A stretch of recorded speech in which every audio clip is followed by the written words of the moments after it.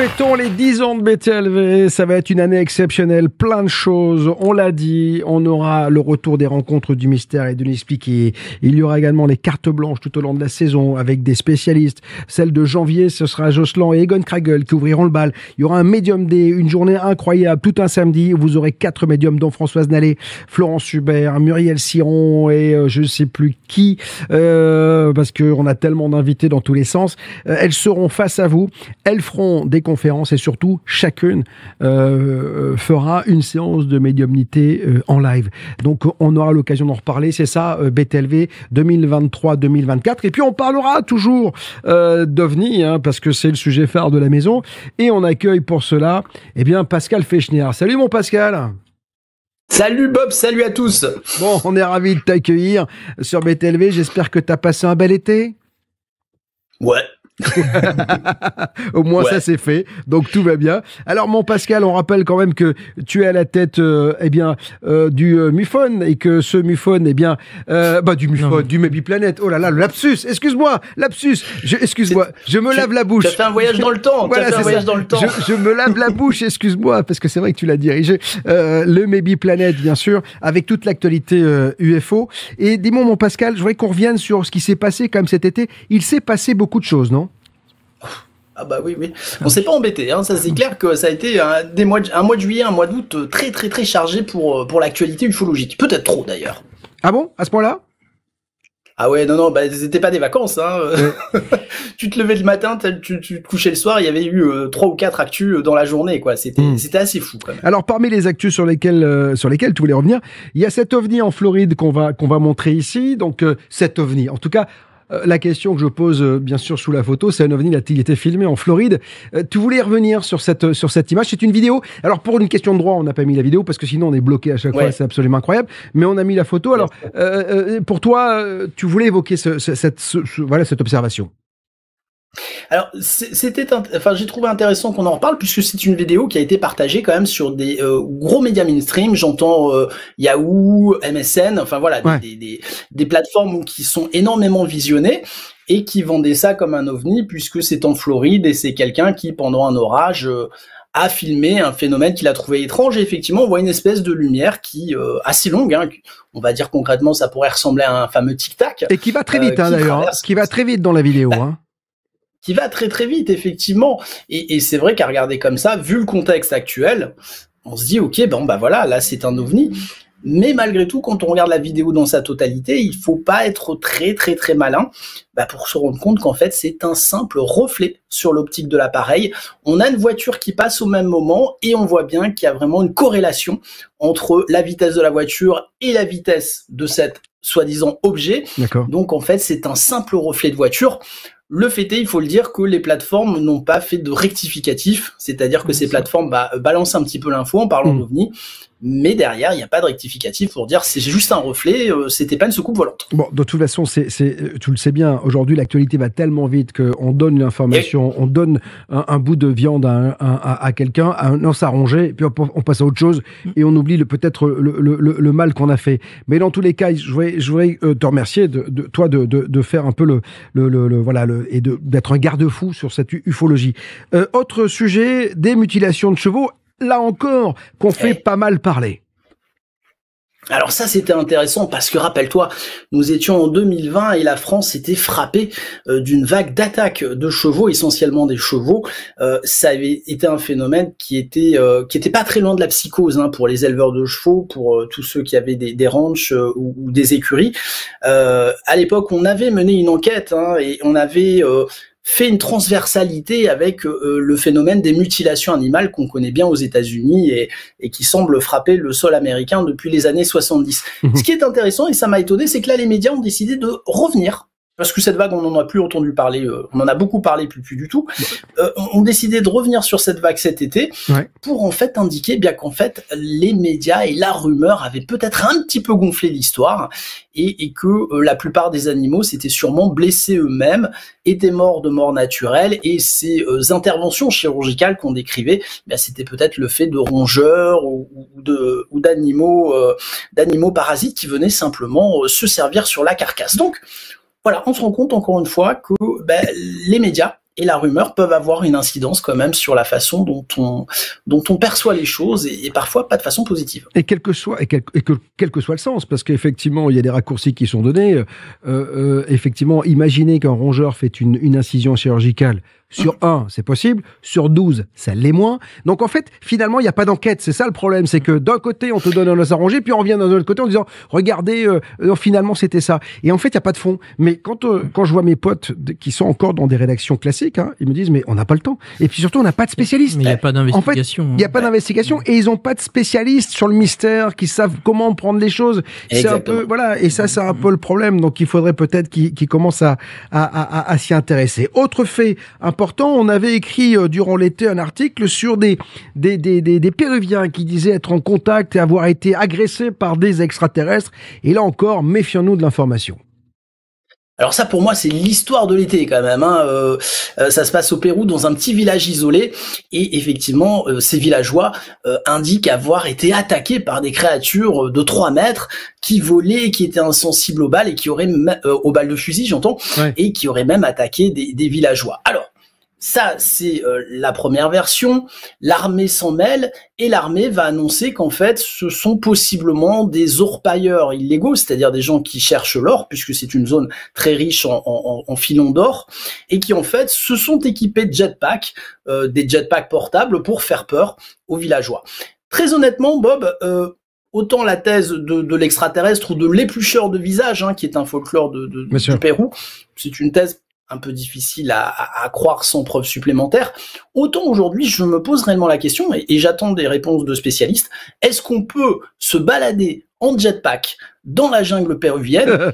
Ça, pour moi, c'est une vraie question. Donc, l'explication de l'armée, j'y adhère pas encore complètement à 100%. Parce que quand même, la jungle péruvienne, on est tous d'accord, elle est quand même assez dense. Hein, donc, voilà. De là à se balader en jetpack dans la jungle péruvienne, soit il y a une clairière et tout va bien, mais ici, il n'y a pas de clairière. Le mec est très doué. Il arrive exactement où ça s'est passé, etc. Tu vois, sur... Non. En tout cas, ce qui une fois de plus, il faut aller enquêter. Et là, le problème, et encore, mais tu le dis très justement, il faut aller enquêter. Et qui va le faire? On se fout aujourd'hui de l'enquête, puisque on est dans l'immédiateté de l'information. Donc, envoyer un journaliste au Pérou, en Bolivie ou je ne sais où, ça coûte très cher. Il faut attendre qu'il revienne, qu'il ait des conclusions, etc. Oui, puis surtout, ça change pas le cours de l'histoire. Non. En fait, les mecs se disent, on s'en fout. Autre info sur laquelle tu voulais revenir, là aussi, c'était quelque chose qui avait fait beaucoup parler. On se souvient, on avait fait un papier aussi. Il y avait eu des gens qui, après avoir vu quelque chose dans le ciel, ou avant avoir vu quelque chose dans le ciel, avaient dit à Las Vegas, il y a un extraterrestre dans ma cour, etc. Et les flics étaient arrivés, on les voyait, et c'est fait que quand le flic est là, il y a la vidéo du flic qui filme quelque chose qui passe dans le ciel. Là encore, tu voulais mettre les choses au point. Bah oui, le contexte, mon cher monsieur, le contexte, puisque cette vidéo, cette histoire était sortie en avril, n'avait pas fait vraiment de bruit, et est ressortie au mois de juin, quelques jours après les déclarations fracassantes de David Grusch. Et il faut savoir que cette news a été sortie par le célèbre George Knapp. Donc voilà, ça c'est quand même déjà un contexte. Stephen Greenstreet, fameux journaliste, pas tellement aimé de certains ufologues, pour pas dire détesté, pour son travail sur le Skinwalker et sur la ATIP, a fait une vidéo assez courte, une capsule, pour démonter en 5 points la véracité de l'UFO de Las Vegas, pour montrer qu'il n'y avait absolument pas d'ovni, que ce sont des choses qui n'avaient aucun rapport entre elles, et qu'en fait, encore une fois, c'était un buzz médiatique qui a été fait, mais qui ne reposait sur absolument rien de concret. Alors j'en profite, puisque tu fais la revue de presse, pour mettre ce visuel absolument incroyable qui, j'imagine, se fera plaisir pour rappeler que c'est l'anniversaire de BTLV. Autre sujet sur lequel tu voulais revenir, Pascal, sur Avilob. Alors Avilob, lui, plutôt sérieux comme garçon, et visiblement, il aurait peut-être trouvé ou découvert quelque chose d'exogène, c'est ça? Alors, Avilob plutôt sérieux, ça dépend à quel astrophysicien tu le demandes. Hein. Ah bon. Il sent quand même un peu le soufre en astrophysique et dans la recherche, on va dire, mainstream. Bon, mais alors si on peut plus, plus fier aux gens d'Harvard, alors là, moi, Harvard, donc pour la petite histoire, Avilob sort son nouveau bouquin aujourd'hui, Interstellar. J'espère qu'il sera traduit en français, et puis j'espère qu'il donnera une interview à BTLV. On va le demander, ça c'est sûr. Donc je sais pas. En tout cas, on va avant de le contacter. On l'avait déjà contacté lors de son premier bouquin bouquin, il avait refusé. Donc, en tout cas, je crois qu'il avait même pas eu l'information parce que l'éditeur français s'était même pas donné la peine de lui envoyer. Mais on va réitérer et on espère l'avoir. Alors Avilo, c'est intéressant qui dit certains parlent de science, et bien moi j'en fais. C'est quoi faire de la science? Et bien c'est d'aller chercher les datas, les données sur le terrain et de les confronter à l'analyse. Donc c'est ce qu'il a fait avec un météore qui s'appelle IM1. C'est un météore qui avait été détecté par les autorités américaines, par les autorités militaires américaines en 2014. Un météore qui se serait abîmé dans l'océan Atlantique et qui avait une vitesse tout à fait anormale par rapport aux autres météores. Avilob en a conclu qu'il était peut-être d'une matière particulière et que c'était même peut-être un artefact artificiel.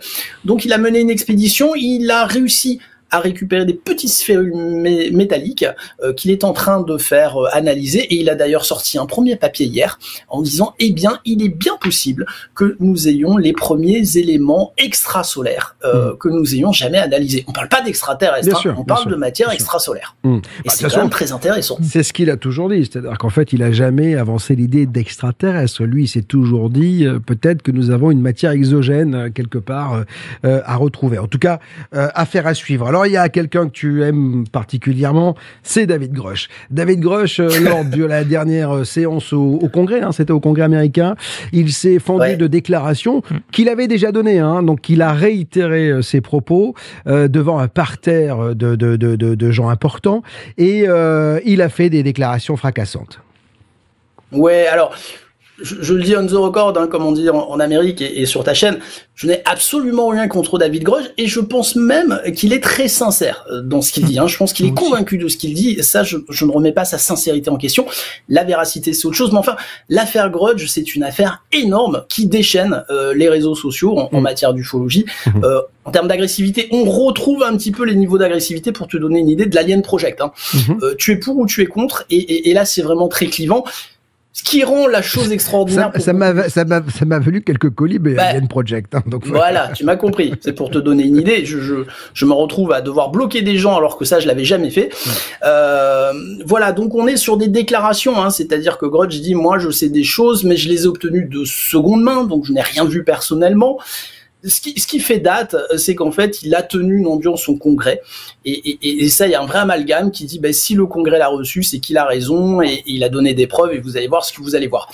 Ce qu'on peut voir actuellement, c'est que Grusch, pour l'instant, n'a donné aucune preuve vraiment tangible, que ça fait un buzz extraordinaire, mais je crois qu'il faut quand même raison garder. Il a peut-être raison, mais enfin pour l'instant il n'a rien donné, et voilà, je trouve que le monde ufologique s'emballe peut-être un petit peu vite. Je crois qu'il faut garder quand même le contexte en tête, les gens qui entourent David Grusch, puisque sur la photo on voit bien Knapp et Corbel qui l'entourent, et ça veut quand même pas rien dire, et peut-être se rappeler des politiques qui ont mené cette audience. Ce sont pas les politiques qu'on connaît comme Kirsten Gillibrand ou Mario Rubio, ce sont des nouveaux joueurs de la partie. Et très honnêtement, je suis pas sûr que ce soit les hommes et femmes politiques les plus à même de mener ce genre de combat de façon dépassionnée et raisonnable. Mais l'avenir nous dira ce qu'il en est. Alors, à propos d'hommes politiques, il y a celui-ci, Tim Burchett, qui lui n'est pas confiant en l'avenir de la divulgation, en tout cas.